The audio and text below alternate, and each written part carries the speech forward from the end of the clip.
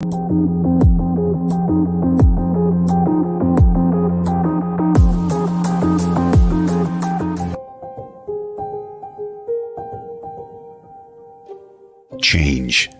The word alone can be challenging. How do we get started? Where will the change lead? Don't sit there and worry about it. Be the change. Welcome to Be the Change Radio. Host Christina Bloom has been a professional psychic and spiritual advisor for 20 years, offering psychic and mediumship readings for individuals and groups. She also teaches several classes in psychic development and metaphysics. In addition, she is an author who has published 2 books so far and is the co-owner of Moonbow Publications and Productions, LLC. Are you ready for that change now? Here is your host of Be the Change Radio, Christina Bloom.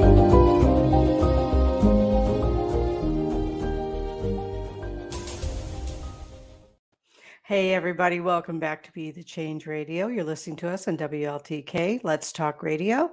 I'm Christina Bloom and I'm your host. And this evening we have a really special guest. It's kind of a tough topic, but you know, that's what we're here for, is to talk about some of the tough stuff sometimes. And our guest is Melanie Ceraso, and she is a death midwife. So we're going to be talking more about that and, you know, have some questions coming up for her, I'm sure. And I just opened up the comments. All right. Shell, hi. Courtney, Lee, hello. Happy cooler weather Monday. Thank you. Yes, finally the weather broke. We got some rain. It's been really, really nice to have the rainy, cloudy day today. Just kind of very mellow. So before we get going, though, I just wanted to throw out some announcements. First of all, I am still taking private appointments. In case some of you didn't know that, you can contact me at psychicchristina67@gmail.com to make an appointment, or just go through my website at christinabloom.com and you can make an appointment through the contact page there. Hi, Rez. Thanks for being with us. Let me see. All right. Oh, this Saturday, we are going to have a blast at Broadhead Manor. We are doing the fundraiser to raise money to replace the roof on Broadhead Manor and get that building back to where it belongs, back to its former glory. And so we're doing a big fundraiser all afternoon, 11 to 6. And we're going to have face painting for the kids. We're going to have a DJ. We're going to have an open mic session where people can just get up and share whatever they want to. We're going to have some food. We're going to have all kinds of fun stuff going on there. So Broadhead Manor, 406 10th Street, Broadhead, Wisconsin. We'd love to have you come out and donate some money and pick out some excellent prizes that we've got going on. Karaoke. Yeah, we got some karaoke going on too. It's going to be a lot of fun. And then on the 15th of July, I will be at the Metapara Pro Psychic Fair. And that is at the Best Western Conference Center on Mondovi Road in Eau Claire, Wisconsin. That's from 10 to 5. Let me see. Oh, someone had asked me a few years ago, I did a channeling at Aslan State Park. There's some really interesting energy there with the pyramids and the mounds. And if anyone is actually interested in having me do that again, the dates that I have available to do that are July 8th or 9th, or the 22nd or 23rd, and August 5th or 6th. Hey, Mo, nice. Thanks for being here. Love my shirt. Thank you. Thank you. My Love Lingo shirt. I hope Dave Anderson is watching because he made the shirt. So, all right. Looking forward to hearing this tonight. Yeah, this is going to be a really good show. So anyway, if anyone is interested in doing the Aslan Park channelings, let me know. It's been pretty interesting when I've done it in the past. The 29th, again, another Metapara Pro Fair at the Holiday Inn in Rothschild. That's Wausau area in Wisconsin, 10 to 5. I will be there doing readings at both of those fairs. August 19th, I will be in Elizabethtown, New York at the Fairy and Magical Creatures Festival, and I am super excited about that. I'll be doing some stuff. We don't quite have it set up yet, but I'll be doing some stuff in Plattsburgh, New York, too, at Gem Goddess Emporium. So if you're familiar with that, keep an eye out, because we'll be setting some stuff up there for August while I am out there.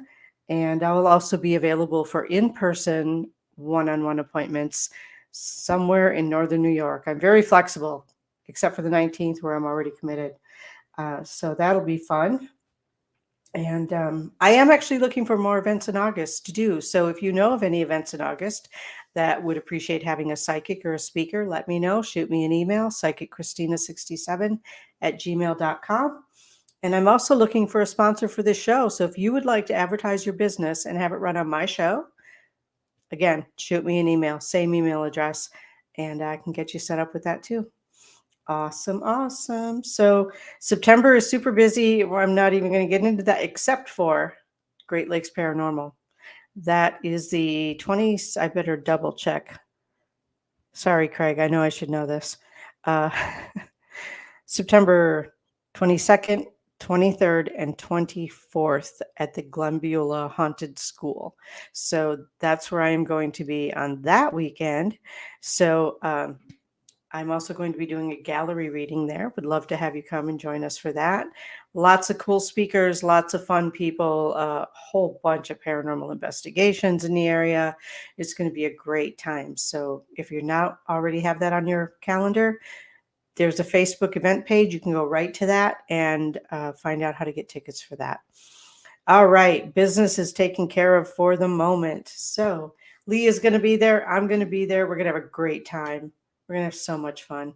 I know Rez is going to be there too. September. Maybe it was supposed to be exit. Okay. Anyway, so again, we're going to get back to the topic at hand. And my guest tonight, again, is Melanie Ceraso, and she's a death midwife.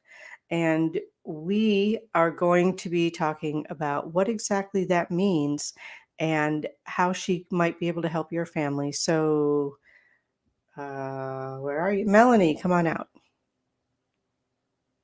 Hi.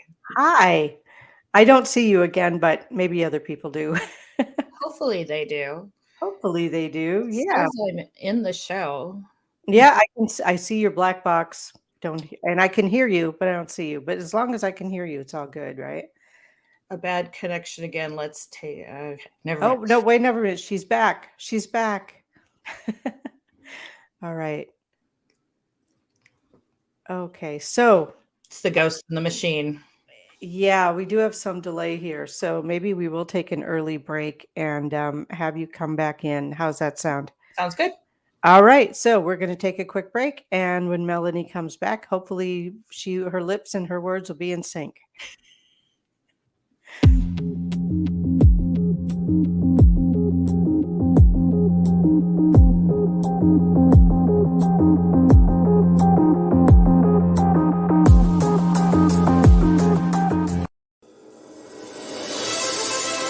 Have fun for a great cause. July 1st, 2023, the Broadhead Manor fundraiser helps save the roof and restore this iconic building to its natural state. Make a donation to receive some amazing gifts like psychic readings, books by authors Chad Lewis, Todd Bates, and Christina Bloom, attire from Expedition Entity and We Are Paranormal, and much, much more. Join the fun July 1st at Broadhead Manor from 11 a.m. to 6 p.m. Bring the whole family. There will be face painting and games for the kids. Vendors, psychics, food, and music and karaoke by Boogie Nights for the adults. Broadhead Manor, where numerous spirits call home, located in Broadhead, Wisconsin. For more information, find them on Facebook.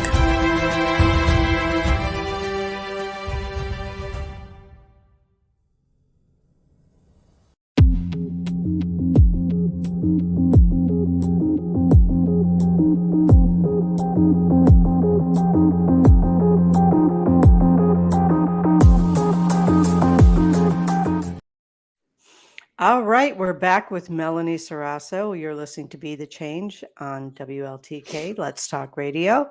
And Melanie, you seem to be in sync and cleared. Yay. Yay! I shut down everything that I could. Awesome. Awesome. So we have some people who are very interested in this topic. And Excellent. can we start by you telling us what exactly is a death midwife? What do you do? Well, a death midwife can have many different functions. I think people are very familiar or more familiar with birth midwives or birth doulas. On the opposite end, there is a death midwife, or they are also called death doulas. I choose not to use doula just because the Greek origin has to do with being a slave. So if anybody knows me, I'm not anyone's slave. God bless you all for trying. Okay. So that being said, a death midwife, are there still connection problems? Okay, we seem to be having some. Hey, Tristan, welcome. All right, can you say what you just said before, because we had a little bit of a glitch going on there. Okay. Awesome. No worries. So a death midwife works kind of on the opposite end of life from a birth midwife or a birth doula. Okay. Some death midwives use the term doula because it has, but I choose not to, simply because it has to do more with the origin of the word, which deals with slavery. That being said, the function of a death midwife is mostly to help individuals plan for their death. So, I mean, it's inevitable. Okay. It's coming for all of us. So that can include death planning, setting up those documents, even, giving out resources to help you get a will. Then there's the more like when you're in that sort of death threshold, not all of us have the privilege of knowing exactly like that we are dying, right? But when you're in that threshold, a death midwife can help the person who is dying make sure that their desires are being manifested, right? Like if there's some members of the family, they don't want to be around them, a death midwife can step in and kind of help to facilitate some of that. Okay. Play music, read to them. We can hold vigil with them, spend time with them and the members of the family, because a lot of people commonly don't know what that looks like. Right. So families can kind of go into a panic. And so it's helping to support and educate the family members, helping to coordinate some of the activities between hospice and or palliative care. And then also once the individual has passed, some people could elect to do a home funeral. And facilitating that, or helping to facilitate memorial or celebration of life services with a traditional funeral home. So there's many different like parts and components to it. So it sounds like it, right? Yeah. Exactly. It's pretty. I had no idea all that was involved. Honestly, I thought it was just being there to help the person cross over. I mean, that's one part of it. I know. I thought that was the whole thing, though. So this is really interesting that there's so much to it. Okay. There is. And what I found when I was doing the training for it, I mean, I was primarily my mom is 83. She's certainly not on the threshold, but like we are aware that at some point in the future, it's going to happen. Right. And I found out that, she was very clever. For the longest time, I swear she said, I have my plans made. You just have to go here. And then more recently, a friend of mine's mother passed who had no plans made. And I asked my mom, I said, hey, do you have your plans made? She's like, no, not really. And I'm like, okay, we're going to get on that. And so that's what kind of spurred me to jump into all this. And one of the things that I was really surprised and amazed by is that, I think we've had the modern funeral customs that we've all been a part of where, you go to the funeral home, you pick out the casket, there's embalming, there's a lot of stuff that's involved and you're kind of out of the process, but there are so many more options around being able to have a green burial or something that is a little bit better for the environment, and more holistic than what funeral homes often want to throw at you. So that's exciting for me. Yeah, that is. I know that, I guess because of what I do, I have a lot of contact with those who have already crossed over. Yes. And so sometimes that's part of the conversation. I've had family members say, ask my dad if we did what he We're wanted us supposed to to do. Yeah. And when I hear that question, I often think, didn't he tell somebody? You know what I mean? Yeah. And we're kind of conditioned to, I think, be so afraid of death, of aging, of the process of death. And I really feel like the more you kind of get in there and learn about it and really find a way to express yourself through that passage, it's easier on your family, right? It softens the grief that is left behind.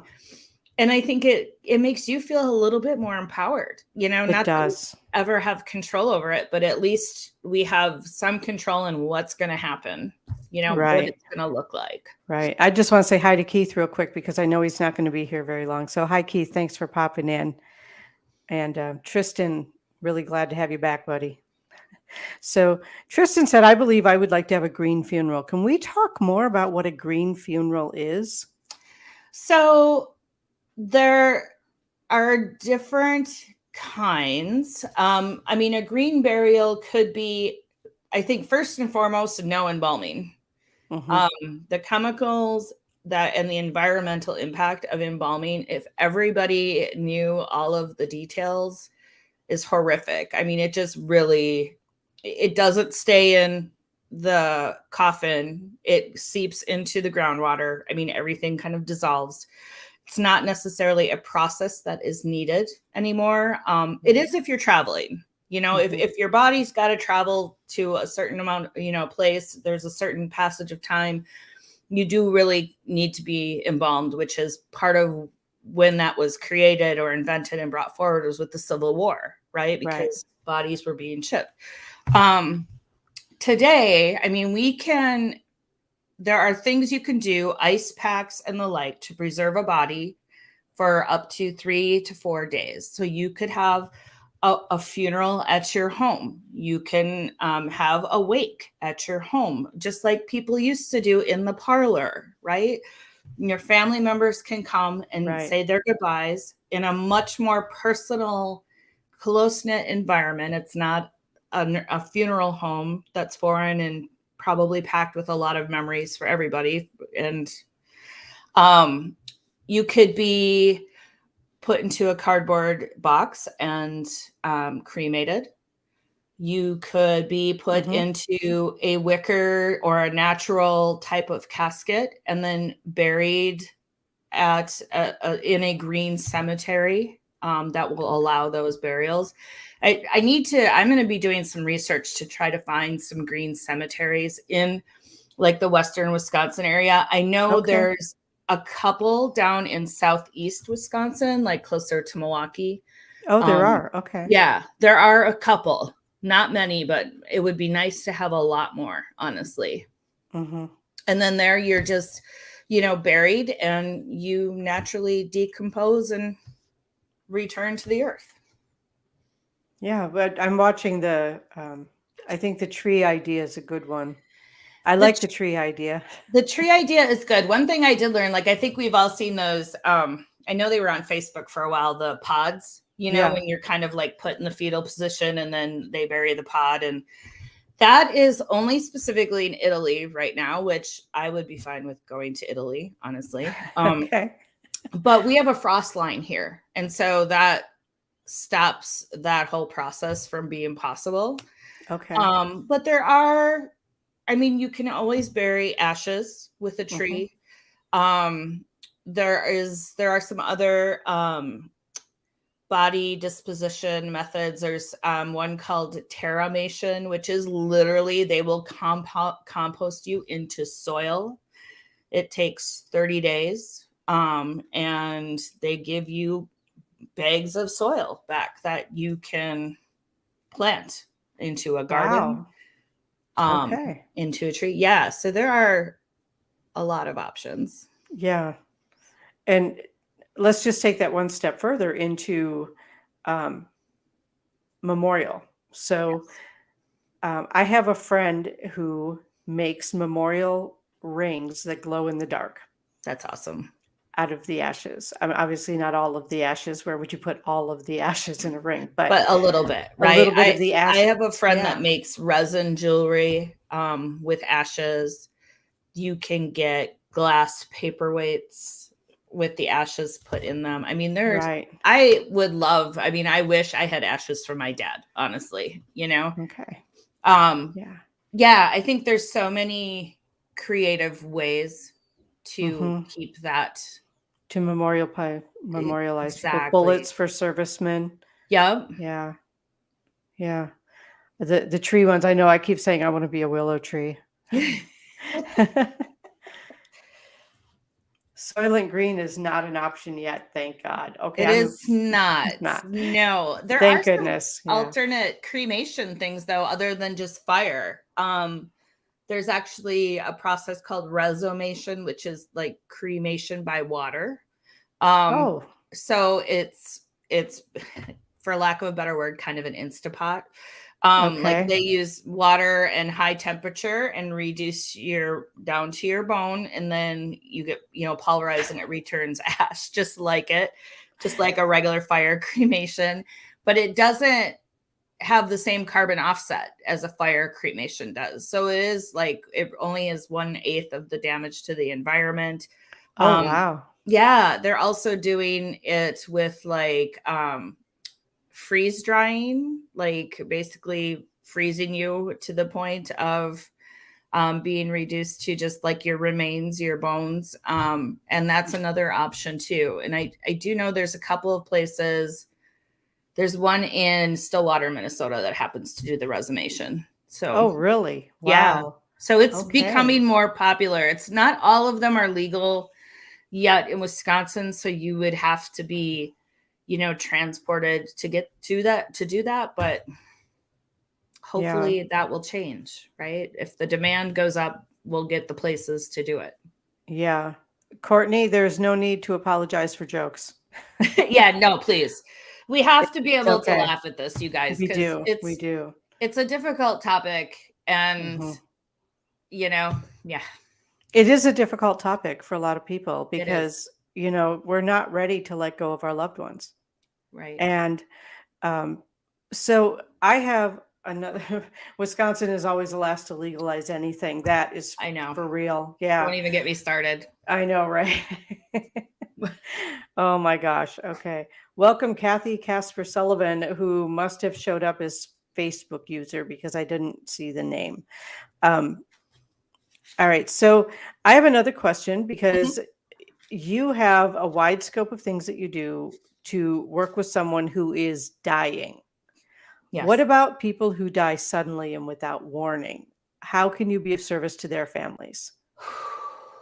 Well, it would probably be I would like to think that I could come in and kind of be that running man, because I feel like when someone dies, whether it's sudden or not, I mean, the family goes into this period of, just shock and kind of grief. And, but then you're also expecting them to make decisions, plan logistics. It's a lot. It's a lot.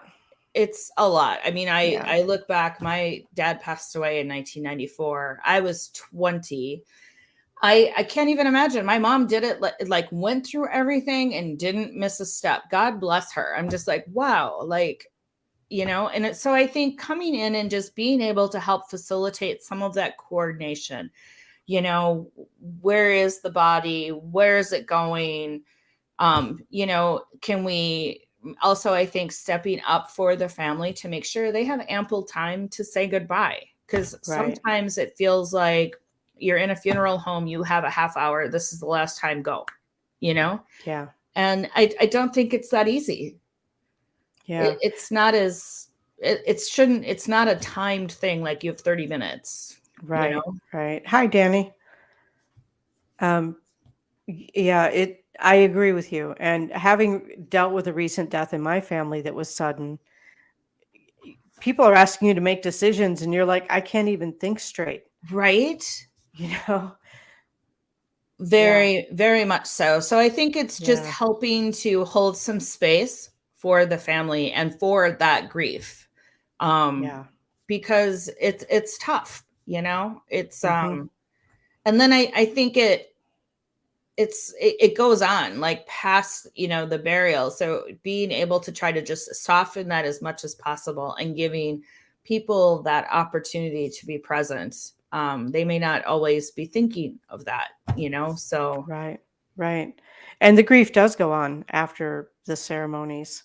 Do you then have like a reference list of like grief counselors or something like that you can give to people who can find local people who can help them get through those things? Absolutely. So it would definitely be finding some resources to connect them with that.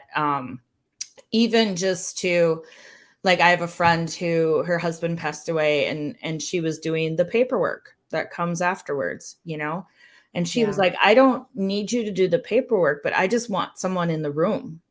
Right. With me, to like hold that space with her.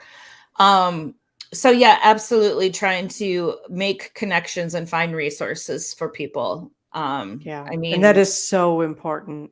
Totally. It is so important because a lot of times people just don't know where to start.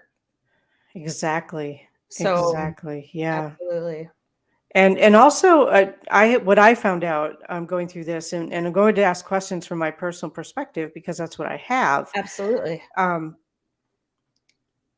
Like I went through and I studied, like I did a quick study of what is the difference between like a traditional therapist, like a regular talk therapist, and a grief therapist. And really, there wasn't much difference except that the grief therapist had this system that they can plug you into to get to a certain point. Right. And that point is accepting that your loved one has passed. Right. Okay, well, where I ran into a roadblock was I was already at that point.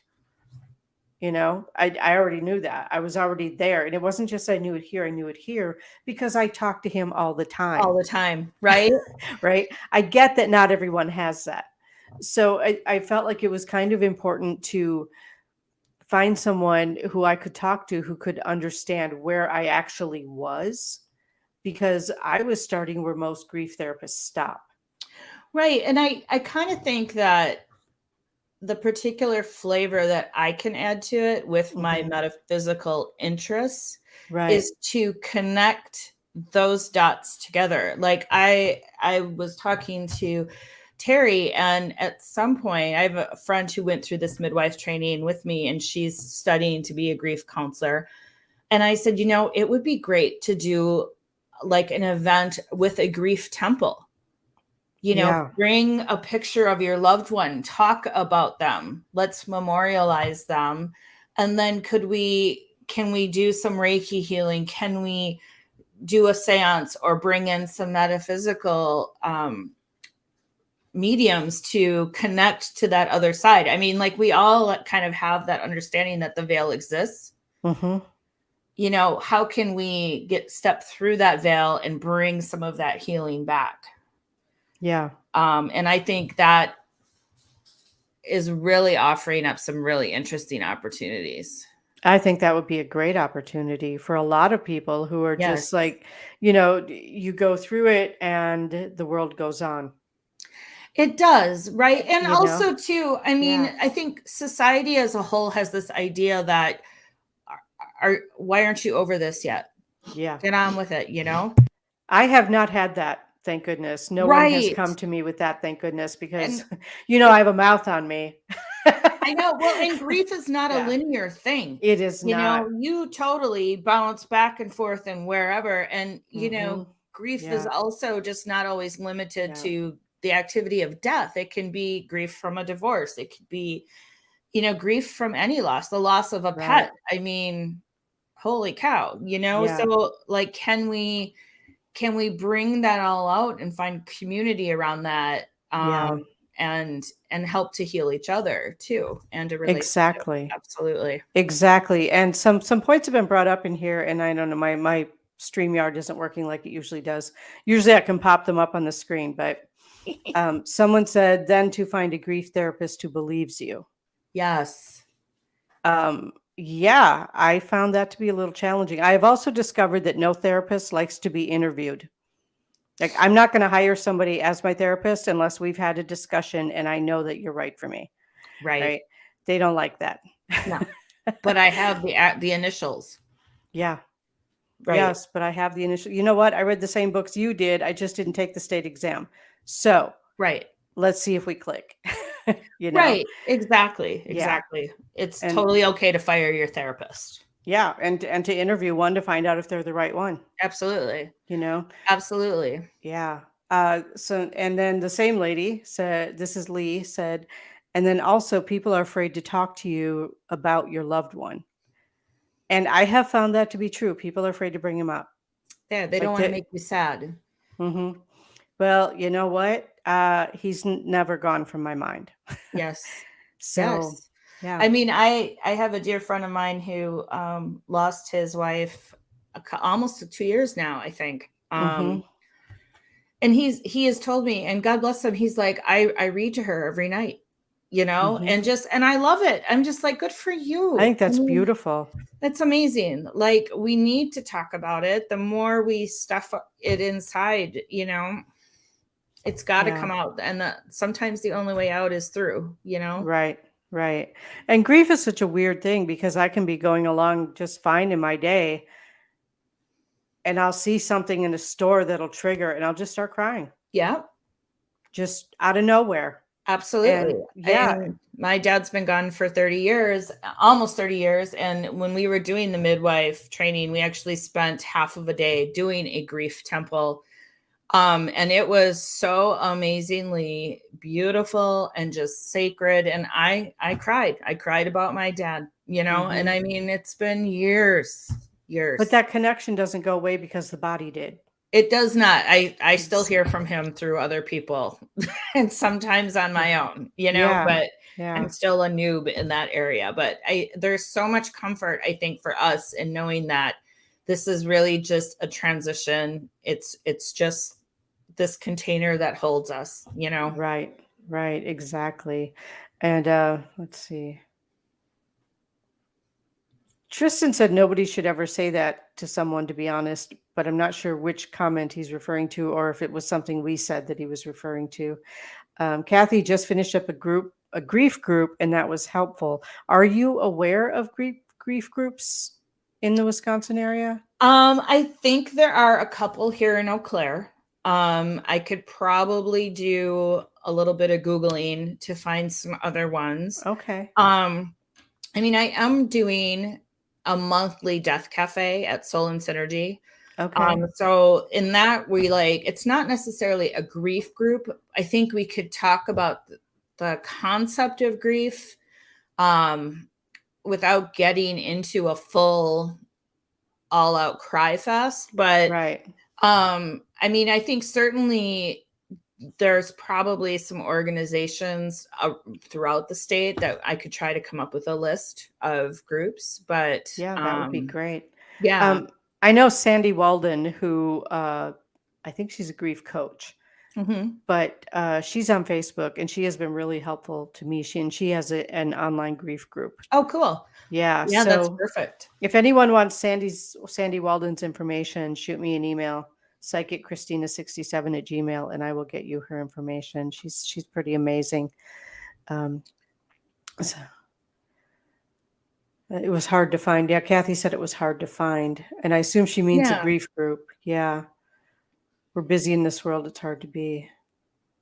it is hard to be. And I think Yeah. everybody expects you to just pick right up and keep on Hmm. going. And one of the other things too that I'm working on is I'm doing a mourning bracelet. Okay. So I think it would be great to reclaim ways of expressing that we're mourning and that we've lost and that maybe we're not all together today. Yeah. Um, and so I'm working on I have pretty simple, just silicone bracelets that I'm going to be offering. And then I've also been talking with Maria here in Eau Claire, who does jewelry. And she'll be doing up a fancier like grief healing bracelet with stones that are essential to assist in healing and grief. Yeah. That's wonderful. That's You know, wonderful. right? Yeah. I know people sent me some like healing stones and Yep. some essential oils that were helpful. White Angelica, I believe, was one of them that was Yes. really helpful. Let's see. Well, Kathy said yes. It was through a grace, capital A, and then grace, but all one word. So I'm not sure if that's a grace or a grace, but that's where she was able to find Okay. a grief support group. I would Yeah. imagine too that if you even just called, I mean, I don't necessarily want to bring churches into it, Right. but they might have some suggestions for grief counseling or even to call like a hospital and talk to a social worker. Hmm. Um, they might be able Right. to direct you. Hey, I wear black every day. Yeah, So, wearing black for 2 years. Yeah. I'm all about the bright colors. You rarely see me in black. right. Not of his laundry. Okay, whatever. Um, so Tristan said that his grandparents come to see him as a cold, cold mist that covers his face. And then it just popped right out of there. Okay. Had a weird, crappy couple of weeks. They always know when I need them. And my grandparents too, they always know when I need them. I smell the perfume, I feel them. Yep. And it's wonderful. Yeah. Wear black all the time so no one would know. Right. Exactly. Me too. It's fine. Yeah. So yeah, this is this court. By the way, I have like the best chat room in I radio. know. Right. So they're amazing and I love every one of them. But they do bring up some interesting questions, which is why I'm always strolling through here and looking for anyone that would have come up. Um, my friend Courtney Lopez, who is on, has been great in my grief process. I look for signs from my loved one. Yep. I look for signs too, and it's really I know that we're talking about the death midwifery, if it's right. Did I say that I right? think so. Midwifery, midwifery. Midwifery, yeah. Um, but I do know that I have seen signs. I mean, like where Yep. we live, I've never seen a hawk here where we live. And shortly after he passed, a hawk landed on my back patio on the That's fence. amazing. Yeah, and that was his favorite bird, so I knew that he was there. Yep. Um, so there's so many signs that we can see from our loved ones, and people are like, oh, I'm very involved in the paranormal community, which has been very supportive of me through my process. Um, but so many of them are like, well, we haven't actually proven that ghosts are real. I'm like, you don't have to prove shit to me. Right. I get it. Talk to them all the time. I do it for a Right. living. So yeah. Right. And even just the concept of like ancestral healing. I mean, Hmm. when you heal yourself, you are healing, ancestors Right. before and behind you. So, I mean, we're all connected. And Exactly. if someone has passed and has something unresolved, I mean, what a beautiful way to try to heal them and also, heal ourselves at the same time. Right. Courtney, I would read your comment, but I can't because it'll make me cry. So, Oh. um, yes, Keith, ghosts are real. And I have a friend who we do a little bit of paranormal investigating together. It's nothing formal. It's no group or anything. It's just the two of us. And we're like, don't believe us? We don't care. Right? Don't care. So, yeah. Um, what else would you like to share with us? Maybe about not even just the midwifery, but what advice would you give to people who have people, say, in hospice, who are in their family? Oh my goodness. So there is a lot of education that I think comes with hospice, because I mean, my mom is a retired nurse, so I've always Mhm. kind of had a little bit of that medical background. Right. Shelly, who is another member of kind of the Soul and Synergy community, she's a nurse and she is actually getting her midwife certification as well. So she has had, working in a veterans home, has had a lot of experience working with individuals who are on that death threshold. I think the best thing to remember is to just be respectful. It's a process. Your beloved is not in pain, hopefully. If they Mhm. are, contact hospice or the palliative care doctor, because it shouldn't be painful. And even though they may not seem like they're present, they still are. So let's not have family arguments in Yeah. the room. Don't talk about them like in past tense or like that they're Mhm. not there, because they are still very much there. And I think holding that space for them, play music that they love, talk Mhm. to them, talk about, a memory or something that you remember and enjoy with them, or even make your amends with them. Right. It's never too late to do that, and that's something that's so healing for the both of you. Keep the lights low, just, kind Mhm. of try to provide a gentle environment for them. Yeah. Keith has a question for you. Does your work life, as far as doing the death midwifery, ever affect your home life? I can tell you it affected my dating life. I mean, I'm sure it did. I might as well be driving a hearse around at this rate. So it doesn't affect my home life. I'm single. It's me and my dog. My mom, I think, her being a retired nurse, like, she totally gets it. Mhm. And she has helped kind of be that midwife, if you will, for a couple of my aunts and uncles and other members of my family. So um, it's not a far-fetched idea for her. My brother, I haven't heard peep from, so I'm gonna assume that just is another thing. Not asking for a Yeah, date. no. But that's just another thing he's filing away, and his Melanie is a freak jar. Um, Okay.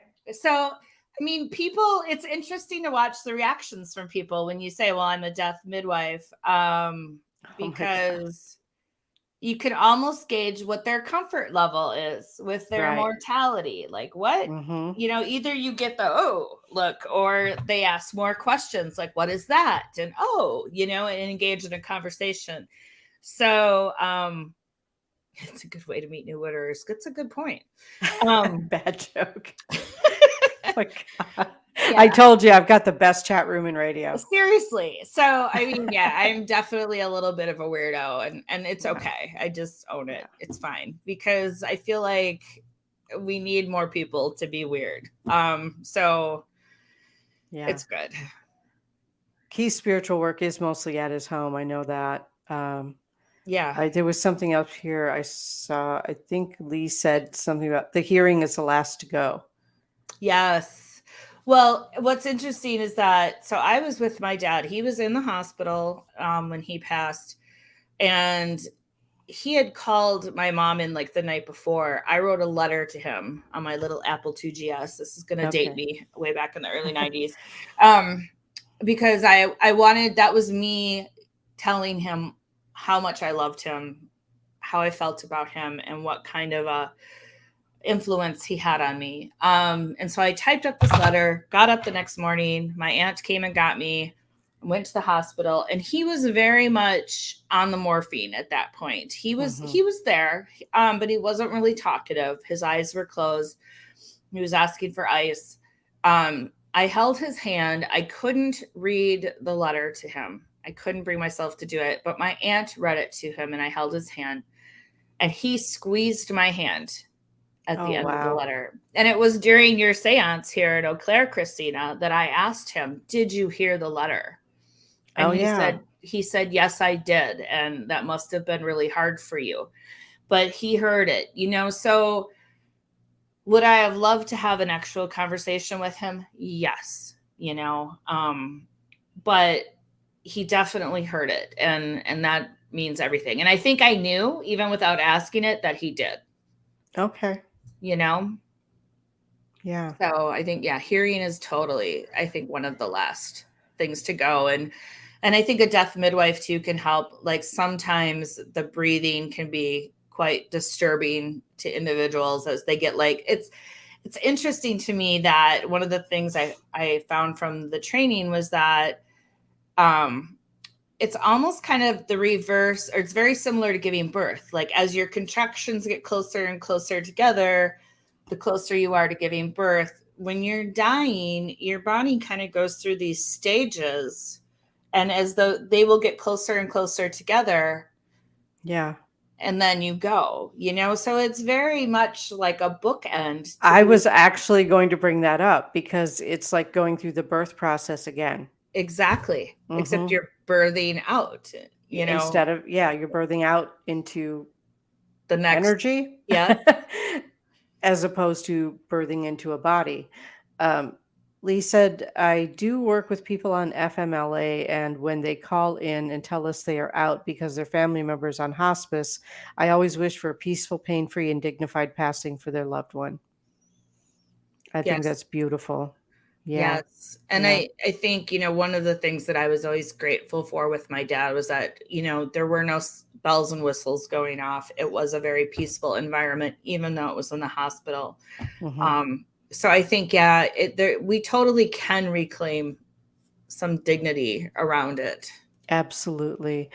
Keith wants to know, are you more aware than most people when people are partially out of their body?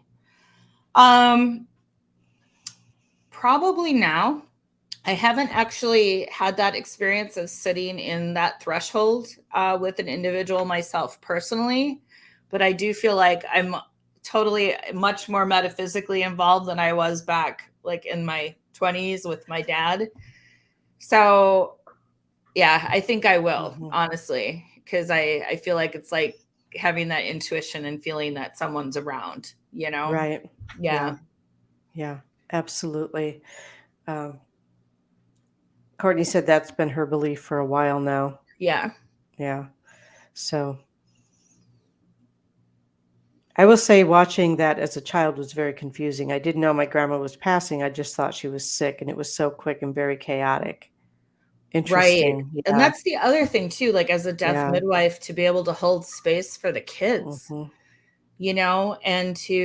there are ways to get them involved with that process so that it's smooths their. Keith is such a troublemaker. My goodness. I know that he loves being the troublemaker. So go ahead, Keith, shoot us another question. I know that when my grandfather was passing, it was kind of an odd situation because I looked so much like my grandmother, who was already on the other side. Right. He didn't know which way to go. Oh my goodness. I literally had to leave the room so he could pass because he didn't know which one to go to. Yes. And sometimes it's strange like that. Sometimes they will wait until you step out of the room, Yeah. Or just explain what is happening to the children. I think so many people avoid talking to the kids about it. And it's a really delicate thing too. I mean, how do you talk to kids of different ages about it? And I don't know that you even have that answer, but it is a valid question. It is a valid question, right? I mean, and so much of it, I think, also depends on the parents because I mean, I know a lot of people who are uncomfortable with even funeral homes because they never went as a kid. Mm-hmm. You know, my parents always, I had so many relatives passing away. It was always, come on, we're going to the funeral home. We're doing the cool parade at the cemetery. I'm getting the Spumoni ice cream, you know? Right. So, yeah, you know, I think it's just really being grounded and hopefully being open with the children so that they can be just as much of a part. I mean, we watched a movie with a rancher out in Montana who was passing away, and they did a home funeral, and it was beautiful. The kids were drawing on his cardboard coffin for the cremation, you know, the crematorium. And it was amazing, you know, and they had pictures up on the wall for him. And I really do see a change in a vast amount of, I'm going to just say, call it saying goodbye ceremonies. I yeah, mean, I know with Logan, we had a celebration of life, absolutely. and it was a big party with everything Absolutely. he loved. That's what I would So, want to. yeah, exactly. You know, and there are so many people now who are just having uh like celebrations of life. They're just having get-togethers. They're not doing like formal religious ceremonies as Yes. much. Some Yeah. still are, but yeah, I love the way it's evolving too, Courtney, because I feel like the way that some people are doing it now is just so much more respectful to the Yes. person who has passed. Because, you know, why would you take someone who doesn't go to church, is not a Right. Christian, and force their soul through a Christian ceremony they had nothing to do with, Right. you know? And I mean, there are So, so many beautiful ways to have a ceremony and have it be just as sacred and special without involving religion in it if you don't want yeah, the religion there. right. And if you do want the religion, that's great. That's But fine too. Right. yeah, yeah. Okay, so Keith's question, since he asked if he could have another one, how does it differ when someone passes alone or with living people there? That's a good question. He does have really good He does questions. have good questions. Yes. I think, well, I think one of the things that was said to us was once the person passes, and of course you know that they're gone, to Mm-hmm. whisper in their ear and say, "You're dead now." Interesting. Because sometimes they may not realize it. Okay. Of course, make sure they're dead. Well, That yeah, would be before you say that would that. be a bit of a Yeah. problem. Yeah, that would be. Mhm. But you know, I don't. Maybe it's easier for them to go when they are alone. I mean, I kind of don't think that anyone is ever alone when they're Right. passing.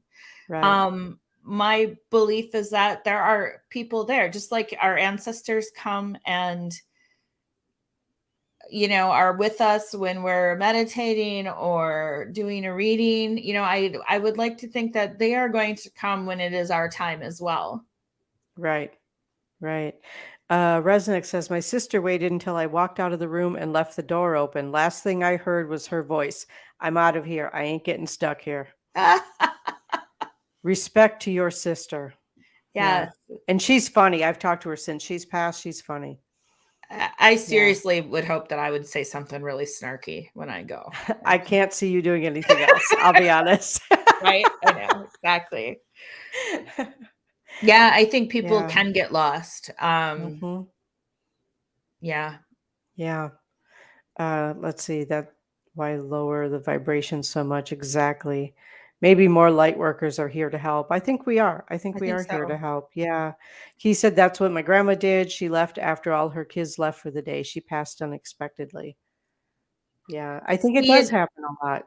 I think Yeah. there are some people who are just inclined to be really private. Like my aunt was that way. I mean, Hmm. she just kind of was very quiet, very full of grace when she was starting to get towards the end. And yeah, then she was just gone, you know, but she didn't want, some people I think just don't want to pass in front of you Right. for Right. whatever reason. Hmm. Yeah. Tristan said, I think I would like to pass alone unless Ashley was still here with me. Yeah. Yeah. Yep. We were wading in to tell us. Okay.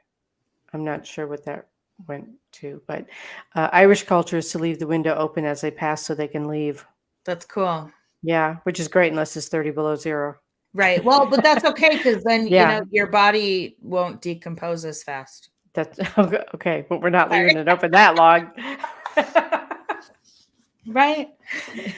Oh, wow. I guess because my understanding of death is that we're just leaving a body behind, but we're not disappearing. We're not. We're not Absolutely disappearing. not. It's, and I think my hope is, and it'll be interesting because I'm just starting this practice up. So my hope is that as more metaphysical people get involved, since those are my tribe, those are my people, that we will really just kind of, I think we have some knowledge that we are really just transitioning, and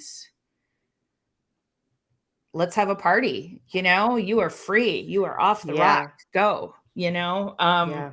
So, and I think to be able to even talk to them then is going to be really, really, really just kind of mind blowing. Michelle said, my dad said, I came into this world alone. I will leave alone. He knew he was more than his body. Yes. Yeah, I love that. Unfortunately, there are an awful lot that don't believe they can go. Yeah. And those are the ones Keith deals with because he's a psychopomp. Okay. So he deals with the spirits who are So stuck and need help to cross over. Go. Yeah. Yeah. Had the kids fall. Many cultures have that type of custom: leave the window open, cover the mirrors, etc. Yeah. The human brain has a hard time understanding this, especially those left behind. We really do, Kathy. And you and I both had a recent loss, from what I understand. So I get that. I completely understand that. And It's hard. it is hard. It is hard. And I am astounded. And I know we only have a few minutes left, but I'm just going to throw this out there as kind of a side topic. I have been astounded at the number of men, specifically young men, who are leaving the world recently in droves. Didn't that come up in your channeling with the Palladian Council too? It may have. They said that men will be leaving. Okay. Because we don't, before we had wars or we had these, events, but we still have wars, but it's different. Yeah, it's different. Yeah. Yeah. Courtney heard I'll Be All Right, Kid. Clear as day in my head. It was the most amazing experience of my life. Yeah. Not good enough pizza. Yeah. Yeah, there you go. I do remember I was there when my ex-husband's grandmother passed, and everyone's perception of her last moments, as we were talking afterwards, like months later, was so different. Isn't it funny? Yeah, because I heard a couple of his family members say, I will never forget that horrifying death rattle. What I heard was a last breath and leaving the body, and I'm free, just freedom from a broken body, because she was in so much pain all the time. She couldn't walk. She was on oxygen. She was miserable. Yeah. And what I experienced with her leaving was beautiful. I felt that way with my dad. It was very peaceful. Unbelievable. Yeah. Yeah, it really is very different. So, and Melanie, I think maybe some education around what that really is, would help. Yeah. I think it would too. Beautiful interview. Melanie Ceraso is amazing. I fully agree with you. Thank you. She truly is. And on that note, how can people get a hold of you if they have questions, they want to? Yeah. Oh my gosh, Keith, the questions. I know he has great questions. You can find me on Facebook. So the name of my practice is Soul Dance Rights. So it's SOULDANCE.com/rights. I have a Facebook page for that. You can also just reach out to me under Melanie Ceraso. I will friend you. We can talk that way. I'm Yes, also another going, Eau Claire person. yes, another Eau Claire person. I used to be in Minnesota, so at least I'm back behind the cheddar curtain. I'm also going to be at the Psychic Fair on July 15th in Eau Claire. Awesome. So I'm very excited about that. And yeah, Soul and Synergy, they know how to find me. I'm almost always there. I have a paycheck deduction plan pretty much. So all good. Yeah. Okay, so we're going to address Keith's question because I think it's a good one. How do you think music affects souls out of bodies? I certainly believe it does. I think it does too. Yeah, I mean, I think it's a frequency thing, or it could be their favorite song. I mean, I watch shows that were my dad's favorite, and sometimes that's just my way of celebrating him. Yeah. There are times, okay, so this is when my dad was a musician, among other things, and he was really into like the old country music and the Rat Pack and all of that. And so, I mean, that was his era. Sinatra. And I was listening to, I don't know, this was probably, I don't even know how many years ago, pre-pandemic. That's all I know. And I was actually listening to, like, I don't know, one of the local harder rock stations or classic rock stations. And somewhere after a classic rock song, all of a sudden I'm hearing I Did It My Way on the radio. And I'm like, okay, Dad, I got it. Don't know why you needed to tell me that while I was driving, but all right. Thank you very much. I mean, like, seriously, I know that station could not possibly have chosen to play that song. Like, it just was not their genre at all. But yeah, I agree. And I hear different music for different people. Sometimes I'll be doing a mediumship reading and the message comes through in a song. Yep. Absolutely. So, yeah. Yeah, absolutely. I want to thank everyone for coming and really participating in this very needed conversation, because I really feel like we don't give death the celebration it deserves. I agree. So thank you, Melanie, for being here and sharing your expertise. I love you too, Tristan. We just had such a huge love fest this morning on a private chat with a bunch of us, and it started my week out fabulous, and I was so grateful for that. And that included Tristan and his wife Ashley. So that was beautiful. Again, everyone, thank you for the amazing questions, all of your input, and thank you, Melanie, for your expertise. And I can't wait to see you in 2 weeks. Yay! Yay! Have a good night. The truth is here and now on WLTK-DB Talk Radio at WLTK-DB.com.